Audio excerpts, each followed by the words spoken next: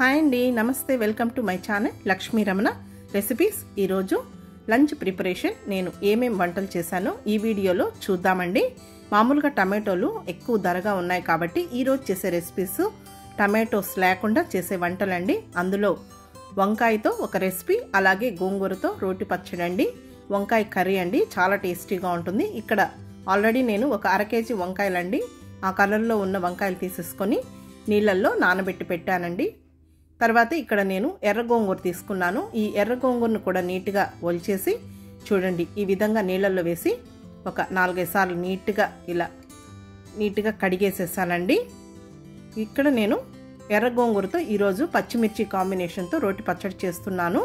ఇంకా ఇదంతా కడిగేసిన తర్వాత ఒక హోల్స్ ఉన్న గిన్నె తీసేసుకొని ఈ గోంగూరనంతా కూడా ఈ విధంగా స్ట్రెయిన్ చేసి పెట్టేసుకోవాలండి.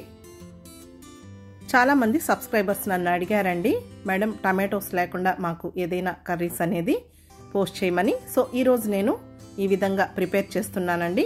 ఇంకా ఈ ఆకుకూరనంతా గోంగూరనంతా కూడా ఈ విధంగా నీట్గా స్ట్రెయిన్ చేసి పెట్టేశాను. ఇంకా ఆ కడిగిన నీళ్ళు కూడా మనం వేస్ట్ చేయకుండా పూల చెట్లకు పోయించండి.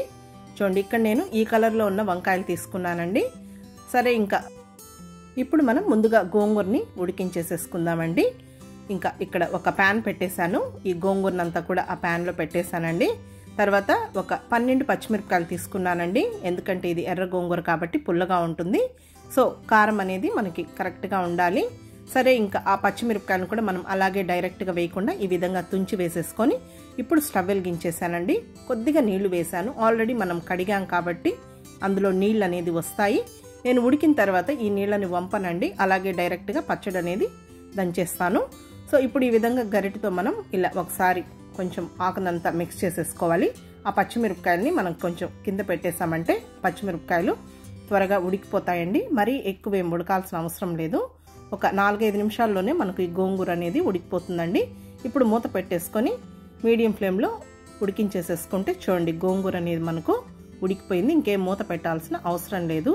మరీ ఎక్కువ పిసురుగా కూడా ఉడికించుకోకూడదండి. పచ్చిమిరపకాయలు కూడా మనకు ఈ విధంగా ఉడకాలి. బాగుంటుందండి పచ్చిమిర్చి కాంబినేషన్తో ఈ గోంగూర పచ్చడి అనేది. ఉల్లిపాయ వేసేసుకొని, లేదు మనకు కావాలంటే ఎండుమిరపకాయలతో కూడా చేసేసుకోవచ్చు. తర్వాత ఇంకా అది గోంగూర ఉడికిపోయింది, పక్కన పెట్టేశానండి. తర్వాత మనం ఇంకా అది చల్లారే లోపల ఇక్కడ వంకాయల్ని ఉప్పు నీళ్ళల్లో మనం వేసి పెట్టుకోవాలండి. నేను నీళ్లు వేసి రాళ్ళుప్పు వేశాను. ఇంకా ఇక్కడ వంకాయల్ని నేను ఇక్కడ కట్ చేస్తున్నానండి. మామూలుగా మీరు ఈ కర్రీకి వంకాయల్ని ఏ వంకాయలనైనా యూస్ చేసుకోవచ్చండి. నేను ఇక్కడ ఈ వంకాయలు తీసుకున్నాను.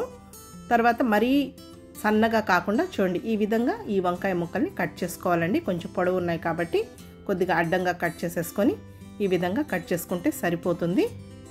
చాలా బాగుంటుందండి వంకాయ కర్రీ. మనం టమాటో లేకుండా కూడా చేసేసుకోవచ్చు. చూడండి, నేను ఈ విధంగా ముక్కలు కట్ చేసేసాను.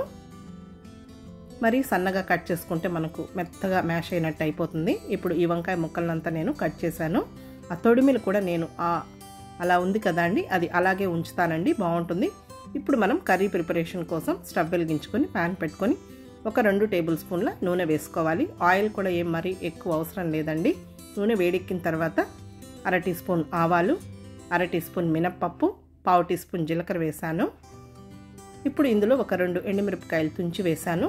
ఇంకా ఈ పోపు దినుసులంతా వేగిన తర్వాత ఒక పెద్ద ఉల్లిపాయని కొంచెం చిన్న ముక్కలుగా కట్ చేసి వేసుకొని కొద్దిగా కరివేపాకు వేసుకోవాలి. ఇప్పుడు ఈ ఉల్లిపాయ ముక్కల్ని ఒక 2 నిమిషాలు ఫ్రై చేసుకుంటే సరిపోతుంది. మరి ఎక్కువ ఏం వేగాల్సిన అవసరం లేదండి.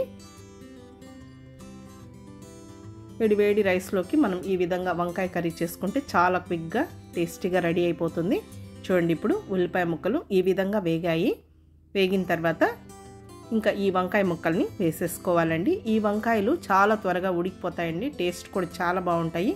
గుత్తి వంకాయ కూరకు కూడా ఇలాంటి వంకాయలు అయితే చాలా బాగుంటాయండి. అలా నోట్లో వేసుకోగానే మనకు వంకాయ అనేది అంత సాఫ్ట్గా కరిగిపోతుంది.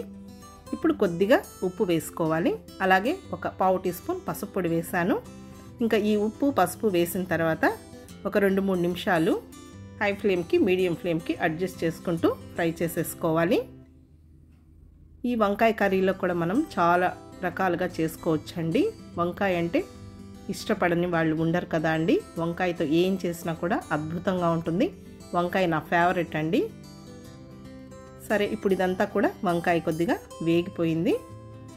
మరి ఎక్కువ కూడా ఓవర్గా కూడా మనం ఫ్రై చేయకూడదు. ఇప్పుడు ఇందులో ఒక 7-8 వెల్లుల్లి రెబ్బల్ని కచ్చా పచ్చగా దంచి వేసుకొని 1 టీ స్పూన్ కారం పొడి వేసుకోవాలి.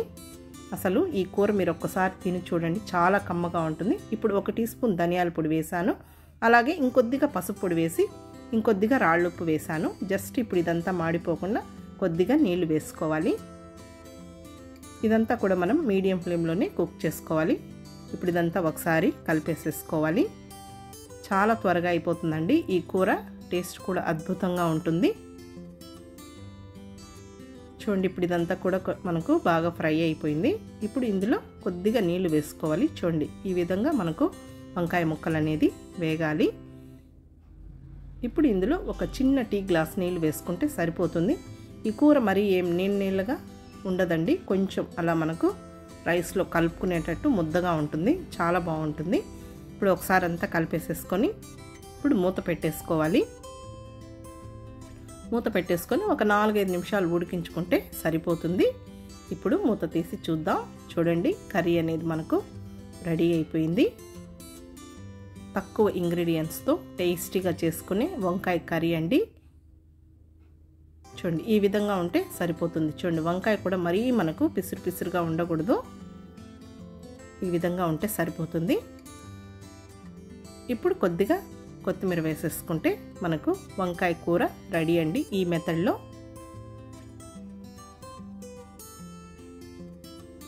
ఇప్పుడు వంకాయ కూర రెడీ అయిపోయిందండి. మూత పెట్టేసుకొని పక్కన పెట్టేశాను. నెక్స్ట్ ఇప్పుడు ఇది మనం ముందుగా ఉడికించుకున్నాం కదా, ఈ గోంగూర పచ్చిమిర్చి, ఇది చల్లారిపోయిందండి. ఇంకా నేను ఈరోజు రోట్లో దంచుతున్నాను. రోలంతా కూడా శుభ్రంగా కడిగేసి తుడిచేసేసాను. ముందుగా మనం పచ్చిమిరపకాయలు మాత్రమే రోట్లో వేసుకొని రుచికి సరిపడా రాళ్ళుప్పు వేసుకోవాలి. ఇప్పుడు ముందుగా ఈ పచ్చిమిరపకాయల్ని లైట్గా కచ్చా పచ్చాగా దంచుకోవాలి. మనం గోంగూరతో పాటు మొత్తం వేయకూడదండి. ముందుగా పచ్చిమిరపకాయల్ని కొద్దిగా లైట్గా దంచుకున్న తర్వాత మనకు మళ్ళీ గోంగూర వేసుకుంటే కరెక్ట్గా ఉంటుందండి పచ్చడి అనేది. చూడండి, ఈ విధంగా కచ్చా పచ్చగా దంచుతున్నాను. మీకు రోల్ అవైలబుల్ లేకుంటే మామూలు మిక్సీలో కూడా ఈ పచ్చడిని వేసుకోవచ్చండి. రోల్ అవైలబుల్ ఉన్న వాళ్ళు ఈ విధంగా మీరు రోట్లో దంచుకోవచ్చు. ఇప్పుడు ఇది కొద్దిగా మెదిగిన తర్వాత కొంచెం కొత్తిమీర వేస్తున్నానండి. ఆ కొత్తిమీరని కూడా లైట్గా దంచుకోవాలి, బాగుంటుంది గోంగూరలో కొద్దిగా కొత్తిమీర కాంబినేషన్ అనేది. ఇప్పుడు అది మెదిగిన తర్వాత ఇంకా ఈ గోంగూర వేస్తున్నానండి. గోంగూర మనం చివరగా వేసుకొని మరీ మెత్తగా నున్నగా కాటుకులాగా దంచకూడదండి. చూడండి, ఈ విధంగా దంచుకుంటే సరిపోతుంది. చాలా బాగుంటుందండి పచ్చిమిర్చి ఉల్లిపాయ కాంబినేషన్తో. మనం ఇలా చేసుకొని స్టోర్ కూడా చేసుకున్నామంటే ఎప్పుడు కావాలంటే మనం అప్పుడు వేసుకొని తినచ్చండి. ఒక 4 వెల్లుల్లి రెబ్బలు వేసాను, వాటిని కచ్చా పచ్చగా దంచాను. మెయిన్ ఇందులో పచ్చి ఉల్లిపాయ అండి, ఒక పెద్ద ఉల్లిపాయ పడుతుంది. ఇంకా ఉల్లిపాయ నేను కొంచెం చిన్న ముక్కలుగా కట్ చేసి వేసాను. ఉల్లిపాయ వేసిన తర్వాత మరీ ఎక్కువగా దంచకూడదండి, లైట్గా అలా కచ్చా పచ్చాగా దంచుకుంటే సరిపోతుంది. మనం తినేటప్పుడు ఆ ఉల్లిపాయతో కూడా తింటే టేస్ట్ అనేది చాలా బాగుంటుంది. ఇంకా పచ్చడి రెడీ అయిపోయిందండి, తీసేస్తున్నాను నేను. ఈ విధంగా పచ్చడి దంచితే మనకు అమ్మమ్మలు నానమ్మలు మన అమ్మ వాళ్ళు కొంచెం ఆ రోట్లో మనకు అన్నం కలిపి పెట్టేవాళ్ళు కదా అండి. పాత జ్ఞాపకాలని గుర్తు చేసుకుంటున్నానండి. సో చూడండి, పచ్చడి అనేది ఈ విధంగా ఉండాలి. ఇంక ఈ పచ్చడి అంతా కూడా ఒక ప్లేట్లోకి తీసేసుకుంటున్నాను. చూడండి, పచ్చడి అనేది ఈ విధంగా ఉండాలి, మరీ మెత్తగా దంచకూడదు. మనం పోపు లేకుండా ఇలాగే కూడా డైరెక్ట్గా తినేయచ్చండి, వేడివేడి అన్నంలో కానీ రాగి సంగటి తర్వాత చపాతీ రోటీల్లో కూడా గోంగూర పచ్చడి అనేది చాలా టేస్టీగా ఉంటుంది. ఇంక ఇందులో ఏం నీళ్లు అవసరం లేదండి, ఇంకా ఆ విధంగా ఉంటే సరిపోతుంది. ఇంకా మనం పచ్చడి దంచిన వెంటనే రోల్ని వెంటనే మనం కడిగేసేసామంటే మనకు నీట్గా ఉంటుందండి. మళ్ళీ ఆరిపోయిందంటే మళ్ళీ ఎక్కువ టైం అనేది తీసుకుంటుంది. సో ఇంకా నేను ఈ రోల్ అంతా కూడా శుభ్రంగా కడిగేసేసాను. తర్వాత ఇంకా ఈ పచ్చడికి పోపు వేయడానికి స్టవ్ వెలిగించి ప్యాన్ పెట్టాను. ఒక 2 టేబుల్ స్పూన్ల నూనె వేసానండి. తక్కువ నూనెతోనే మనం టేస్టీగా చేసుకోవచ్చండి. నూనె వేడెక్కిన తర్వాత ఒక 10 మెంతులు వేసాను. మెంతులు వేగిన తర్వాత 1/2 టీ స్పూన్ ఆవాలు, 1/2 టీ స్పూన్ మినప్పప్పు, 1/2 టీ స్పూన్ పచ్చిశనగపప్పు, ఒక 1/4 టీ స్పూన్ జీలకర్ర వేసానండి. తర్వాత ఒక 8 వెల్లుల్లి రెబ్బల్ని కచ్చా పచ్చగా దంచి వేశాను. మనం అక్కడ కూడా పచ్చడి దంచేటప్పుడు కొద్దిగా వేసాం, కానీ పోపులో వేస్తే కూడా చాలా బాగుంటుంది. ఇంకా వేగిన తర్వాత ఒక 3 ఎండుమిరపకాయలు తుంచి వేశానండి. కొద్దిగా కరివేపాకు వేశాను. అవన్నీ వేగిన తర్వాత ఒక పావు టీ స్పూన్ పసుపు పొడి వేశాను. పచ్చడి తినేటప్పుడు మనం ఆ ఎండుమిర్చిని కూడా నంచుకొని తింటే చాలా టేస్టీగా ఉంటుంది. ఇంకా ఉల్లిపాయలు పచ్చడిలో వేశాను కాబట్టి ఇంకా నేను పోపులో వేయనండి. ఇంక ఈ పచ్చడి అంతా కూడా పోపులో వేసేసి జస్ట్ 1 నిమిషం మాత్రమే మనం ఈ పచ్చడిని పోపులో ఫ్రై చేసుకోవాలి. ఎక్కువసేపు ఉడికించకూడదండి, మళ్ళీ మనకు ఫ్లేవర్ అనేది చేంజ్ అయిపోతుంది. ఇప్పుడు స్టవ్ ఆఫ్ చేసేసాను. ఇంకా ఈ విధంగా ఒక గిన్నెలోకి తీసి పెట్టేస్తున్నానండి. కొద్దిగా చల్లారిన తర్వాత మనం మూత పెట్టాలి. కొంచెం ఇలా గ్యాప్ ఇచ్చి పెట్టి మళ్ళీ చల్లారిన తర్వాత మూత పెట్టేసి పక్కన పెట్టేసుకోవాలి. అంతే అండి. ఈ విధంగా మనం పచ్చడి చేసి పెట్టుకున్నామంటే ఒక 5-6 రోజులు కూడా తినచ్చు. సరే, ఇంకా నేను గోంగూర పచ్చడి చేసినప్పుడు కంపల్సరీగా మజ్జిగ పులుసు అనేది చేస్తానండి. ఈ మజ్జిగ పులుసు కూడా కొంచెం పలుసుగా ఉంటే బాగుంటుంది. ఇంకా మనం గోంగూర పచ్చడి కాబట్టి రసం చేయనండి. నేను గోంగూర పచ్చడి చేస్తే కంపల్సరీగా మజ్జిగ చారు అనేది చేస్తాను. ఇంకా ఆ పెరుగుని కొద్దిగా బాగా చిలికేసిన తర్వాత ఒక 2 పెద్ద గ్లాసులు నీళ్లు వేశాను. కొద్దిగా సాల్ట్ వేశాను. ఇంకా పోపు వేసుకోవడానికి స్టవ్ వెలిగించి ప్యాన్ పెట్టాను. 1 టీ స్పూన్ ఆయిల్ వేశాను.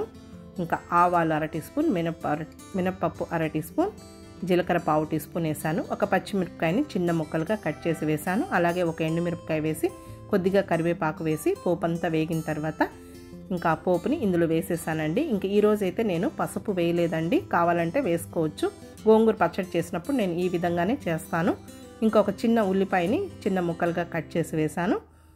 కొద్దిగా కొత్తిమీరని కూడా సన్నగా చాప్ చేసి వేశానండి. అంతే అండి, మజ్జిగ పులుసు రెడీ అయిపోయింది. కొంచెం గోంగూర పుల్లగా కారంగా ఉంటుంది కాబట్టి రసం కంటే కూడా ఈ విధంగా మనం మజ్జిగ పులుసు చేసుకుంటే బాగుంటుంది. తర్వాత ఇంకా ఈ వంకాయ కర్రీని కూడా నేను ఒక గిన్నెలోకి తీసేసుకుంటున్నాను.